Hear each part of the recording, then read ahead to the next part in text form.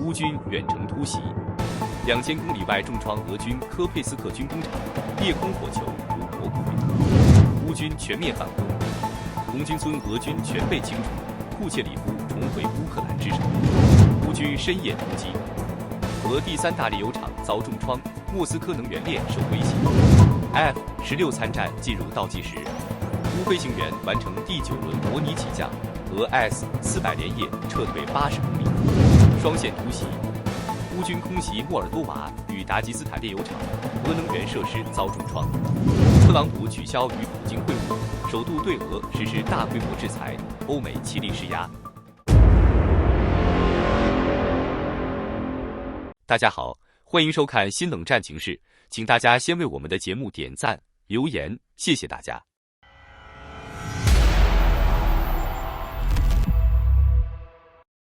这2天，俄罗斯境内接连传出爆炸声，导弹军工厂频频遇袭，火光冲天，场面震撼。突发传来重磅消息，乌克兰疑似对俄境内深达2000公里的科佩斯克工厂发起袭击。据开源情报技术报道，当地时间10月22日晚，俄罗斯车里亚宾斯克州突然响起3次强烈的爆炸声，巨响震动全城。爆炸的具体位置位于科佩斯克市的 Plastmas 军工厂区域。事故发生后，当地政府立即发布无人机袭击警报，警笛声在夜空中回荡。现场流出的视频画面令人触目惊心，厂区上空腾起巨大的红色火球，火焰滚滚翻腾，照亮整片夜空，远远望去犹如一朵蘑菇云升腾在城市之上。多位远处的居民也在家中清晰听到了连续的爆炸声，他们纷纷拍下画面，只见厂区方向不断冒出浓烟与火光，烟柱高耸，气浪翻滚。工厂外围聚集了大批焦急的人群，那是前来探寻消息的厂区员工家属，神情紧张，气氛压抑。不久后，接近克里姆林宫的消息报也证实了这起爆炸事件。根据初步统计，死亡人数已上升至12人，伤亡情况仍在持续更新中。俄罗斯官方随后首次公开回应，承认现场确有人员伤亡，但并未公布爆炸原因，仅表示救援力量已第一时间赶赴现场，全力灭火与搜救。从社交媒体流出的画面可见，事发区域周边道路上救护车来回穿梭，警戒线被紧急拉起。多名目击者称，在爆炸发生前，他们曾看到不明无人机在空中飞行，随后才听到连续巨响。外界普遍认为，随着卫星图像更新，工厂受损程度将很快得到确认。从目前传出的现场情况判断，破坏规模恐怕极为严重。值得关注的是，科佩斯克工厂距离乌克兰边境超过2000公里，这意味着如果此次袭击确由乌方实施，将刷新乌军对俄境内最远打击记录，堪称一次历史性行动。据悉，该工厂隶属于俄罗斯国家技术集团，是俄军重要的军工生产基地，主要负责制造武器弹药，其中包括大口径152毫米重型迫击炮弹。此次爆炸无疑将对俄军弹药供应链造成冲击，对前线作战产生连锁影响。更令人注意的是，就在爆炸发生的前一天，乌克兰还使用风暴阴影导弹精确打击了布良斯克地区的一家导弹制造厂。从这一系列行动来看，乌克兰的攻击目标正从以往的炼油厂和能源基础设施重新聚焦至俄罗斯的军工体系。随着乌方国产无人机与远程导弹性能不断提升，他们已经具备了对俄罗斯境内上千公里外战略目标实施精准打击的能力。这一趋势显示，战争的纵深与烈度正进一步升级，而俄方的防空体系也将面临前所未有的考验。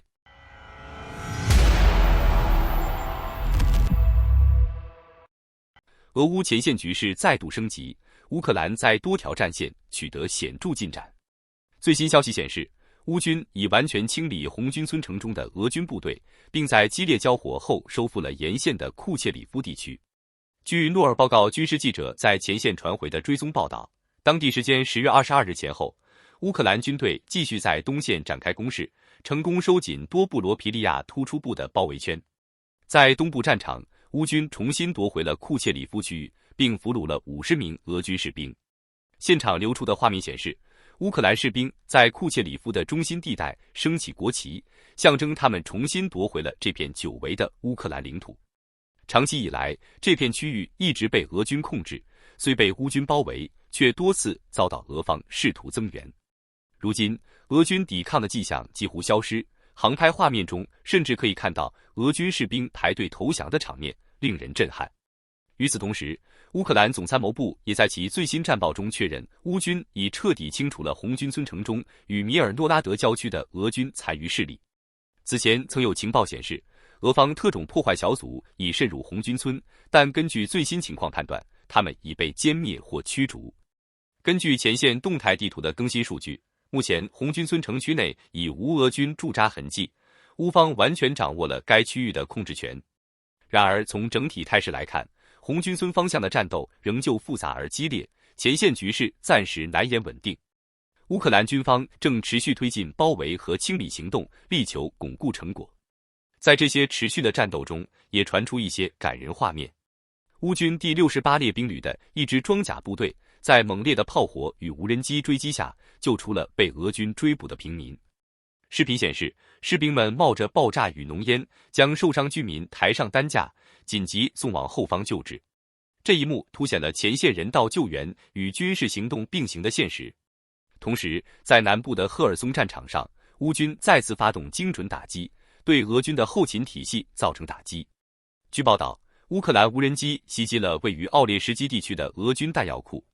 袭击发生后，当地基地接连传出巨大的爆炸声，橘黄色的火光照亮夜空。分析认为，爆炸引燃了仓库内的化学物质与弹药，引发连锁反应，现场火势猛烈。从最近的战场动态来看，乌克兰东部与南部战线的行动正在形成联动效应。乌军在东线的突破与赫尔松方向的袭击相互呼应，为下一步更大规模的战略行动铺路。多名军事分析人士预测，乌克兰或正在为对克里米亚的新一轮攻势积蓄力量。在国际方面，也有一条值得关注的消息。拉脱维亚警方日前宣布，成功破获了一个运营超过5000万个虚假账户的庞大网络诈骗团伙。更引人注意的是，调查发现，这些账号背后的操作者多数未讲俄语者，且普遍支持莫斯科方面的战争立场。这一发现让外界对俄方信息战与网络舆论操作的规模与渗透力有了更深刻的认识。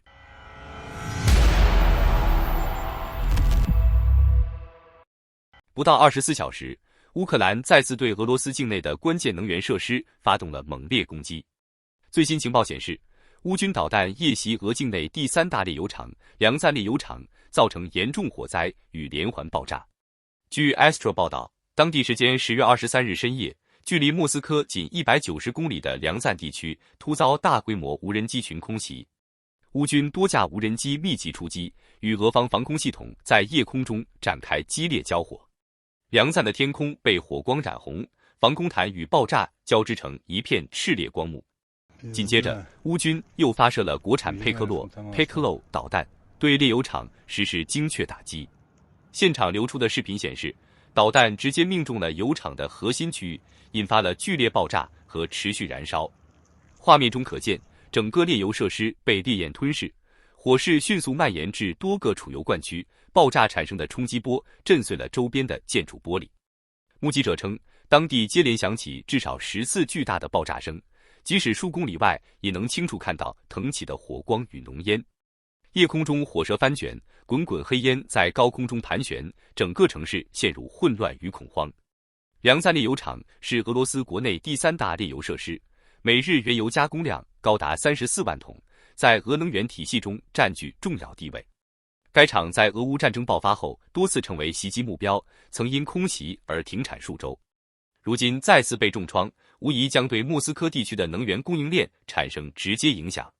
梁赞距离首都仅200公里，这样的打击几乎是乌军对俄核心腹地的又一次警告。乌克兰此次使用的佩克洛导弹也再次成为外界关注的焦点。虽然官方将其定义为火箭无人机，但实际上它是一款体型小巧、功能强大的微型巡航导弹。自2024年底正式亮相以来，佩克洛已多次参与对俄境内的高价值目标打击行动，包括军工厂与能源设施。公开资料显示，这种导弹的射程超过700公里，飞行速度可达每小时700公里以上，但乌克兰方面始终未公开其弹头型号与装药量。不过，从过往的作战记录与现场破坏程度判断，佩克洛的威力足以摧毁一栋大型建筑，具备强大的穿透与爆炸能力。军事专家认为，这种导弹正成为乌克兰远程打击体系中的战略利器。与此同时，俄罗斯境内其他地区也在同一时间传出事故消息。就在梁赞爆炸之后，夏诺夫哥罗德地区的一条天然气管道发生剧烈爆炸。据初步消息，一辆卡车疑似失控，直接撞上管道主干，引发猛烈火灾。事故造成周边区域燃气供应中断，火焰持续数小时未被完全扑灭。虽然俄方暂未确认事件与乌克兰袭击有关，但外界普遍认为，这一连串的爆炸事件显示出俄能源基础设施的脆弱性与高风险状态。当前，俄罗斯官方仍在调查事故原因，但从整体态势来看，乌克兰针对俄能源体系的远程打击行动已呈现出系统化、持续化趋势。无论是石油炼化设施还是天然气运输网络，都在成为重点目标。俄方的能源安全正遭受前所未有的压力，能源供应、工业生产乃至军用燃料链都可能受到冲击。随着乌克兰远程打击武器的不断成熟，俄罗斯腹地的防御空隙正被一层层撕开，战争的纵深范围正在迅速扩大。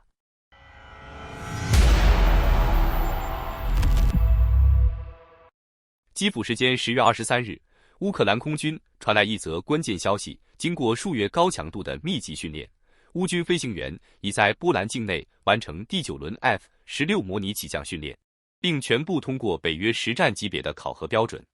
据知情人士透露，本轮训练的重点集中在低空突防、电子对抗吊舱操作以及星号哈姆 HARM 反辐射导弹的协同发射星号等科目上，显然针对的是俄军 S-400防空系统，意在打造一套真正意义上的破防战术。与此同时，北约对乌空军的援助也迎来了新的转折点。比利时在接收首批 F-35战机后，已明确宣布将按照既定时间表逐步向乌克兰移交现役 F-16。若一切顺利，乌方最快将在2026年形成具备完整作战能力的 F-16编队。这意味着北约对乌的战机援助正从纸上承诺进入实质落地阶段。乌克兰那支长期被俄防空体系压制的空军力量，正在迎来可能改写战局的关键变数。然而，就在乌军训练传出突破性进展的同时，俄军在战场上的动向却显得耐人寻味。消息显示，原本部署在赫尔松前线的 S-400防空阵地，在短短24小时内连夜后撤80公里，退入克里米亚纵深地区。这一举动与俄方此前高调宣称 S-400可轻松猎杀 F-16的强硬态度形成了鲜明对比。外界普遍认为，这种突然的战术调整透露出俄军在面对 F-16加入战场后的真实顾虑。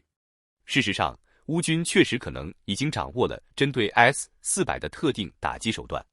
多项实战经验表明 ，F-16搭载 ANASQ-239电子对抗吊舱并配合 HARM 导弹，能在极短时间内探测并锁定敌方雷达，可在 0.8 秒内捕获信号， 1.2 秒内完成导弹发射，让造价高达12亿美元的防空系统在3秒内报废。而在今年7月的库尔斯克跨境打击行动中，乌军利用 F-16远程引导风暴阴影巡航导弹，精准摧毁俄本土 S-300雷达车，再次验证了这种非接触式破防战术的可行性。俄军对此显然心知肚明。若 S-400继续固守前线，一旦被 F-16成功定位并摧毁，不仅关键防空网络将出现致命缺口，更会令俄军前线装甲集群完全暴露在乌军空袭之下。因此，这种先避锋芒的战术性后撤，实则是一种对 F-16作战体系的被迫妥协，是一种保全力量的无奈选择。目前这场力量博弈的微妙变化，本质上是乌军战术升级与俄军体系缺陷的正面碰撞。乌军依托北约援助，在电子战、导弹制导、数据链整合等方面逐步补齐短板，而俄军虽然装备了先进的 S-400，却受限于老化的电子战设备与薄弱的卫星侦察能力，难以形成体系化压制。更现实的问题在于经济消耗，每枚 S-400导弹造价约300万美元，而一架 F-16的单机成本超过6000万美元，这种不对等消耗让俄军陷入一种尴尬境地，打得起却耗不起。随着 F-16参战进入倒计时，俄乌战场正在酝酿3大潜在变数：防空网破局 ，F-16能否成功撕开俄军分层防空体系，为乌军地面部队反攻打开空中通道；后勤绞杀，一旦乌军取得局部制空权，俄军地涅伯河补给线将首当其冲，前线弹药与粮草供应或被切断。北约红线，若 F-16执行对俄本土目标的攻击任务，是否会引发俄方对北约援乌基地的报复性打击？从 S-400的仓促后撤到 F-16的加速入列，这场装备博弈的背后，映射的正是现代战争的铁律体系，决定胜负。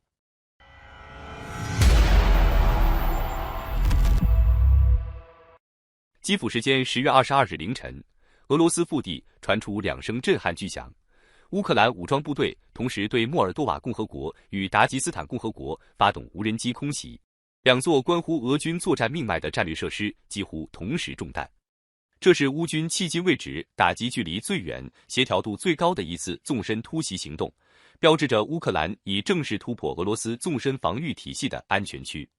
在莫尔多瓦共和国的萨兰斯克市，隶属于俄国防工业巨头罗斯泰克集团的萨兰斯克机械制造厂首当其冲。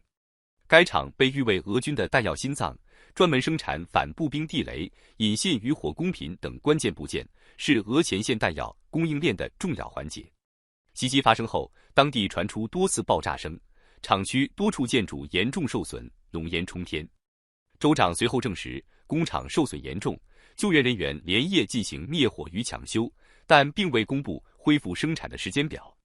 更具战略震撼力的是乌军对达吉斯坦的袭击。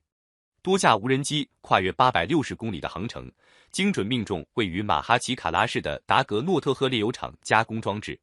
该炼厂占地32公顷，年原油处理量达100万吨，是俄里海舰队的主要燃料供应中心，在俄南部防线的能源保障体系中扮演着不可替代的角色。爆炸引发大火，火光数十公里外清晰可见。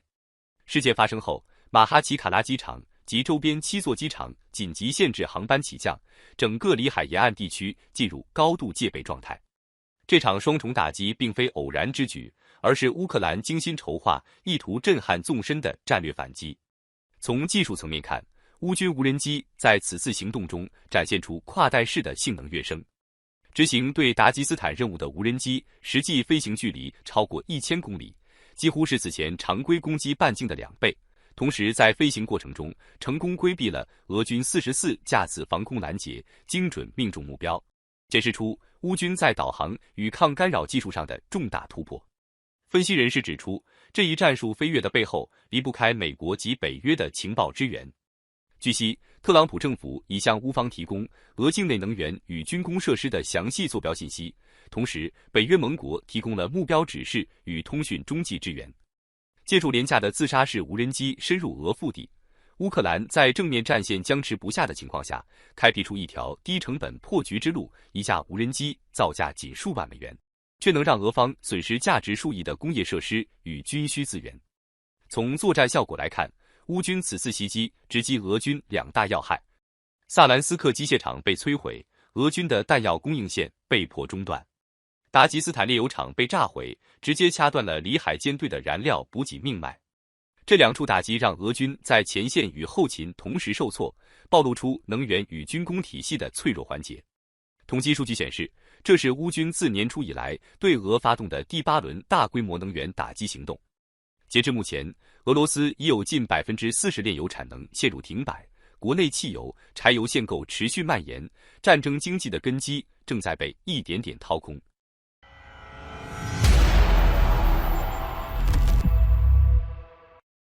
在美国总统特朗普宣布取消与普京的预定会晤后，事态急转直下，他随即对俄罗斯祭出了上任以来最强硬、最全面的一轮制裁。与此同时，莫斯科方面也以强硬姿态回应。不久前刚刚进行了洲际弹道导弹的试射，显示出毫不退让的立场。